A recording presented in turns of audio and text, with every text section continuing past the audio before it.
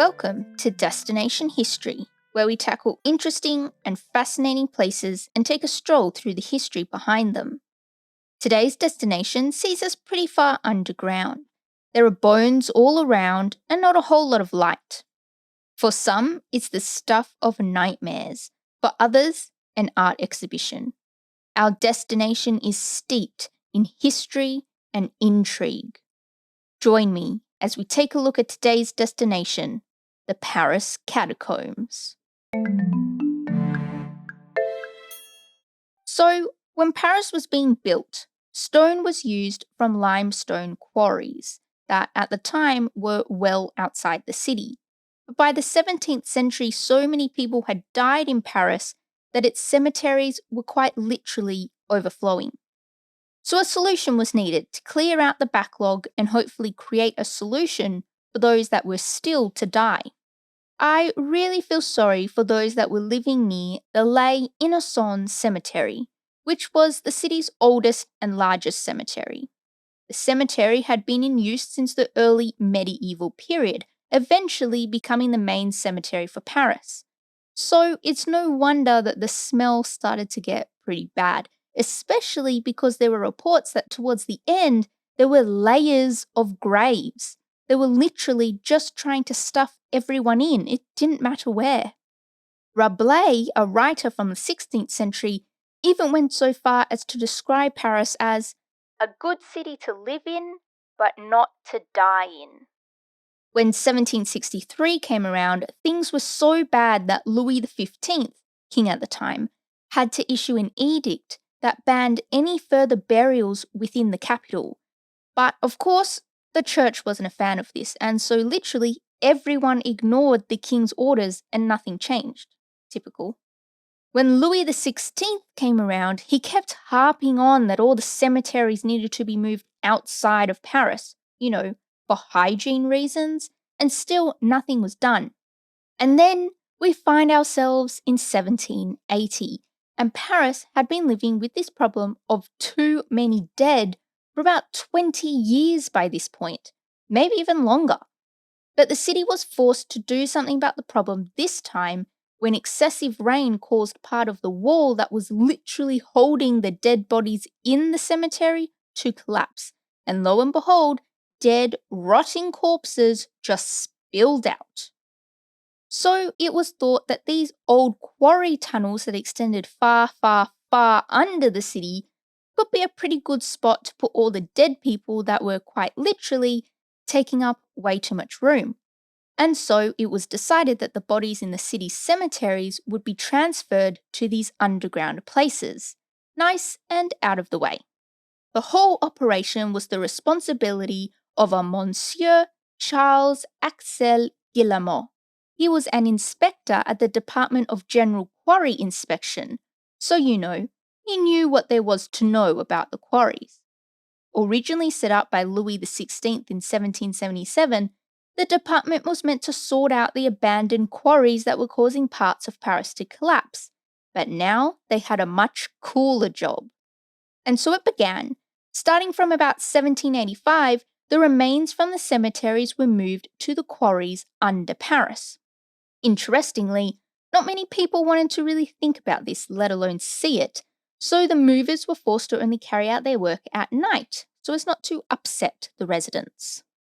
Les Innocents was the first to have its occupants moved, and it took another 12 years until all cemeteries were cleared, meaning that over 6 million individuals now call the Paris Catacombs home. And don't even think about finding them. Everyone's just mixed in with everyone, like a great big happy family. Some of these folks even date back to more than 1,200 years ago, or the Merovingian era. As the bones were moved, they were just dumped into 2 quarry wells that were located outside of the city. Then a group of quarry workers were forced to head on down and group, distribute, and pile the bones into galleries. Not creepy work at all. And this work didn't stop for anything, not even a revolution. In fact, they only stopped after the French Revolution in 1814, and those who died throughout the French Revolution weren't given a traditional burial. Many of them just ended up straight in the catacombs. But at least they'd be in pretty good company, because down there you might just find Jean Paul Marat, a pretty radical voice throughout the revolution, or even Maximilien de Robespierre, a pretty influential figure not just for the revolution, but also for the Reign of Terror. And these two aren't the only famous people resting in the catacombs. Because no records were kept, we can't know who is down there for sure, but you can bet there are many an infamous character from French history living it up in the tunnels. Even though the movement of bones stopped briefly, they started up again in 1840, mainly because Louis Philippe wanted to update the look of the entire city. And so that is why we have the Haussmannian look throughout Paris that we have today. It was in 1860, though, when the movement of the bones was officially and finally stopped. 6 million had filled the quarries, and Paris was once again able to handle their dead. While it might seem a pretty horrible thing to do to a whole lot of dead people who thought they would be in one spot for the rest of eternity, I suppose it is something that city planners need to take into account. At least the site was consecrated by the church and named the Paris Municipal Ossuary in 1786, so technically people are still resting on holy ground. But because of the discovery of the Roman catacombs in the 16th century, the name stuck to the Paris equivalent. The early catacombs were officially open to the public in 1809, but in reality, it was only a select few that knew the right people and were able to make an appointment who were able to head on down. But just as the catacombs were opening to the public, the whole place kind of went through a decorative rearrangement, one might call it. A bloke named Aricarte de Thury was put in charge to transform the site using an approach similar to that taken in a museum at the time. Before the rearrangement, the bones had been basically in piles, pushed in to make the most amount of room for the 6 million complete skeletons still to come. The bones were in all sorts of configurations: tibias with skulls against one wall, small fragments of bones against another, and once de Thury got down in there, he started to spruce up the place.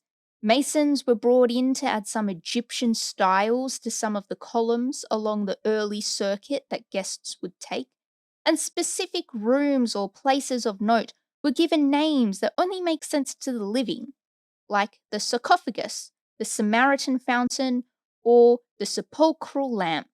De Thury didn't want the catacombs to just be a goggle fest, though.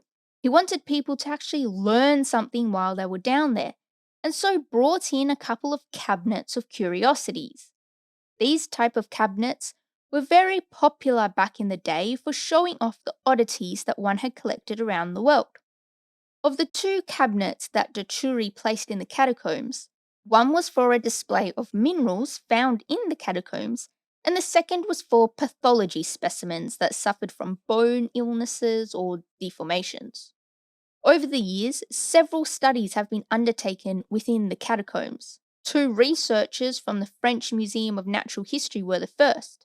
There was Jacques Mahieu, a botanist who was very interested in what would happen to plants if they were devoid of light. Spoiler alert, they die. And the second was Armand Viry, who was a naturalist who actually discovered that cave-dwelling crustaceans exist. Pretty exciting stuff. But de Thury was not to be outdone. He also conducted his own experiment in 1813. He added 4 goldfish to the Samaritan fountain, which holds groundwater. Surprisingly, the fish didn't die right away, but because of the lack of light, they did go blind. If we flash forward to 1861, we'll see an experimental photographer, Felix Tunachin, taking the first photos using artificial light. These days, the exposure time is less than a second, but back then the time was so long that Felix was forced to use dummies. As the quarrymen lined the walls with the millions of bones, they took some liberties.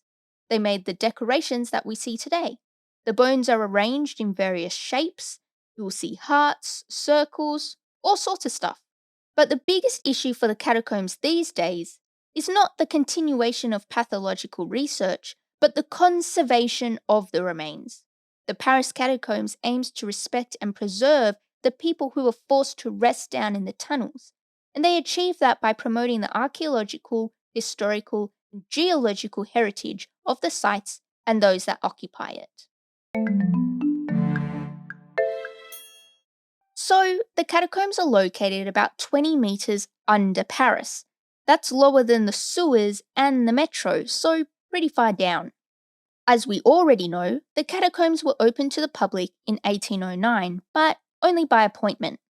And the catacombs proved to be quite the popular attraction, both with the locals and foreigners, as early registers can attest.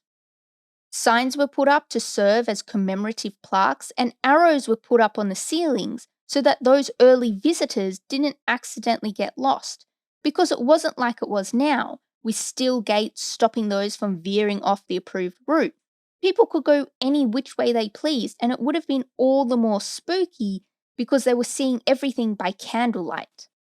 In 1787, before the catacombs were open to the public, it is rumoured that the Count of Artois, who would later be Charles X, would bring down his close group of friends and they would have clandestine parties. But it was old mate Aricard de Thury, who, in 1810, really did wonders in simple marketing tactics for the popularity of the catacombs. He published brochures and encouraged people to visit the most macabre place in the city. The only issue they seemed to come up against early on was that bones, especially skulls, would go missing, particularly from the displays. Initially, the quarry workers who looked over the site would replace them with new skulls, but this was eventually stopped.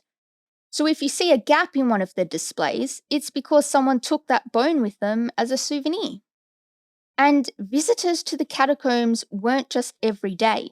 Supposedly Francis I, the Austrian emperor, had a tour in 1814, and Napoleon III took his son down for a tour in 1860. And even though it's not confirmed to have actually happened, supposedly in April 1897, a group of musicians staged an illegal concert in the catacombs in the middle of the night for about 100 people. Now that would have been creepy. Initially open by appointment, the catacombs' visiting hours were constantly changing throughout the 19th century. Sometimes they were open twice a month, sometimes only a couple times a year, but eventually the opening times became more consistent. Since 2002, in fact, the Paris Catacombs have been the responsibility of the Carnavalet Museum, which is interested in everything concerning the history of Paris. These days, anyone and everyone can enter the catacombs. They can travel along the approved route, seeing the bones in their display arrangements, and almost 550,000 people can go through. There is a cap on the number of people allowed within the catacombs at any one time. It can be pretty small in places, so if you plan on visiting yourself, get there well before they open, otherwise you'll be looking at hours of waiting. Over the years, they have slowly lengthened the opening hours, which meant that in 2017, over 530,000 people visited the catacombs, so clearly the demand is there. And in 2017, they also opened the new exit, which includes a gift shop. So get on it. And in 2019, a new entrance was unveiled. If you were to visit today, you'd find yourself descending 131 steps to get 20 meters down. And then you'd spend probably 40 minutes to an hour walking through the 1.5 kilometer circuit till you get to the end and start it up 112 steps to pop back out at street level. All the tunnels together add up to over 300 kilometers, so be thankful that the tourist route is only 1.5. Oh, and it's pretty chilly down there, usually a constant 14 degrees, so don't forget to bring along a jacket. Now, I reckon the sign above the door is the most creepy thing. It says, "Stop. This is the Empire of Death." Obviously, that is a translation. The original is written in French. Still pretty creepy though, no matter what language it's in. Now, even though there is a good 1.5 kilometers for you to very safely explore, there are always those who refuse to follow the rules. And these specific people have found entrances to the catacombs that are all around the city, where they enter the illegal areas of the tunnels. It is extremely dangerous to do this. The tunnels are a maze, and while there will always be idiots who think it's fun to risk your life just for Instagram or whatever, I highly caution anyone thinking of checking it out for themselves, especially alone. Now that that has been said, let's talk about some of the legends that surround the cemetery. So, in the early 1990s, a group of people who were exploring the catacombs, by the way, these people like to call themselves cataphiles, came across a video camera on the ground. Creepily, the camera was still working and they were able to play back the tape. What it showed was a man holding the camera who had gotten lost in the tunnels, very clearly going mad. The film showed him dropping the camera and disappearing into the darkness. Supposedly, odd sounds could be heard on the tape, but basically, no one knows if this poor guy survived or died in the tunnels. And that film about the Paris Catacombs, As Above, So Below, is supposedly inspired by this video camera find. And if you are not a fan of horror films, I advise you to steer clear of that film. Another legend says that mystical things happen in the catacombs at midnight. Supposedly, if you're in the catacombs when midnight rolls around, you'll start to hear the walls speak. Disembodied voices will convince you to move deeper and deeper into the tunnels until you're lost inside forever. This next legend is a bit of a sad one. During the French Revolution, the doorman for the Val de Grace hospital was sent to grab some liqueur from a cellar that was in the hospital courtyard. But also located in the hospital courtyard was an entrance to the catacombs. See what I mean? Hidden entrances are everywhere. So now, poor Philibert Aspierre, for that was his name, was thought to have been on the source when he went in search for his alcohol. With just a single candle to provide light, poor Aspierre got quite turned around and became very lost and confused. And once his candle blew out, there was no way he was finding his way out. The poor bloke wasn't found until about 11 years later when a group of cataphiles happened upon him. They knew who he was because of his uniform and the key ring that hung from his belt. Aspierre was given a burial in the catacombs in the same place where his body was found and provided with a tombstone. Legend says that Aspierre still wanders the labyrinth.